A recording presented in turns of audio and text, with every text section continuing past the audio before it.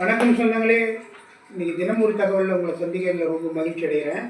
இன்றைக்கி நான் சொல்ல போகிற விஷயம் என்ன அப்படின்னா, நேற்று பாருங்கள், கடலூரில் ஒரு நல்ல மெட்ரிக் ஸ்கூலு. அந்த ஸ்கூலில் 11வது படிக்கிற பொண்ணு ஒன்று, 3வது படிக்கிற பையன், அவங்க 2 பேரும் அக்காலும் தம்பியும், இன்னொரு பையன், மொத்தம் 3 பையனுங்க, ஒரு பொண்ணு. இவங்க 3 பேர்த்தையும் ஏற்றிக்கிட்டு செம்பாங்குப்பம்னு ஒரு இடம் ஏற்றிக்கிட்டு, இன்னும் மற்றவங்களாம் ஏற்ற போகிறாங்க. முதல்ல இவங்களை ஏற்றிக்கிட்டாங்க. ஏற்றி அந்த ஸ்கூல் வந்து கடலூர் டவுனில் இருக்க மாட்டேங்குது. இந்த மாதிரி சுற்று வட்டாரத்தில் எல்லாம் போய் சீக்கிரமாக அந்த டைமு பள்ளி இதுக்கோசரம் வேன் டிரைவர் ரொம்ப சீக்கிரமாக எல்லாத்தையும் இப்போ இவங்க இந்த 4 பேர்த்தை ஏற்றுறது இல்லாமல் இன்னும் ஊருக்குள்ளார போய் நிறைய பேர்த்தை ஏற்றணும். அங்கே ஒரு ரயில்வே கேட்டு, அந்த ரயில்வே கேட்டை தாண்டி தான் அந்த ஊருக்குள்ளார போகணும். ரயில்வே கேட்டு திறந்தே இருந்திருக்குது.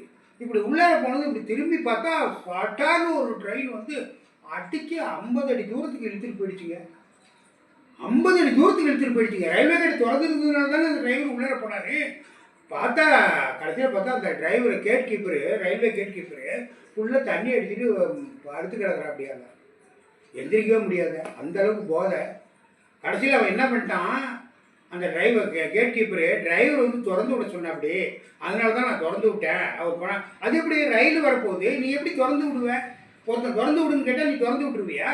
இப்போ எவ்வளோதான் அர்ஜென்ட்டாக இருந்தாலும் நீ ரயில்வே கேட்டை மூடி வச்சிருந்தீங்கன்னா அந்த வேன் உள்ளார போயிருக்குமா? எவ்வளோ அசால்ட்டு தனம் பாருங்கள்.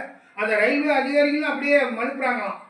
அந்த அந்த கேட் கீப்பர் மேலே தப்பு வராத மாதிரி பண்ணலாம். ஆனால் வேடிக்கை பார்த்தவங்க எல்லாருமே சொல்லிட்டாங்க, கேட்டு திறந்துருந்துச்சு, கேட்டு திறந்து விடுங்கன்னா அந்த டிரைவர் கேட்கல அப்படின்னு.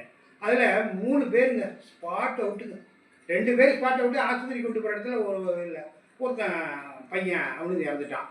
ஒரே குடும்பத்தில் 2 பேர்த்த இழந்தான்ற குடும்பம் என்ன வேதனை அடையும், நல்லா யோசிச்சு பாருங்கள். ஒரு பொண்ணு இப்போ 11வது படிக்கிற பொண்ணு அப்படின்னா அது நல்ல மெச்சூர்டான பொண்ணாக தானே இருக்கும்.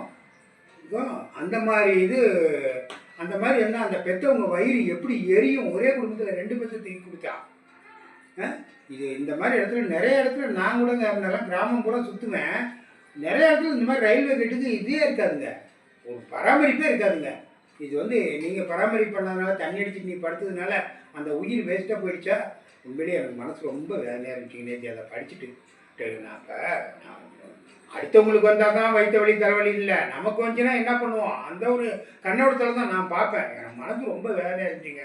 இது உங்கள்கிட்ட பகிர்ந்துக்கணும் அப்படிங்கிறதுக்காக சொன்னேன். உண்மையிலேயே அவங்களுக்காக நான் என்னுடைய ஆழ்ந்த அனுதாபங்களும் தெரிவிச்சுக்கிறேங்க. வேறு என்னங்க பண்ண முடியும். நாளைக்கு வேறு ஒரு தினம் ஒரு தகவலை உங்களை சந்திக்கிறேங்க. பாய்.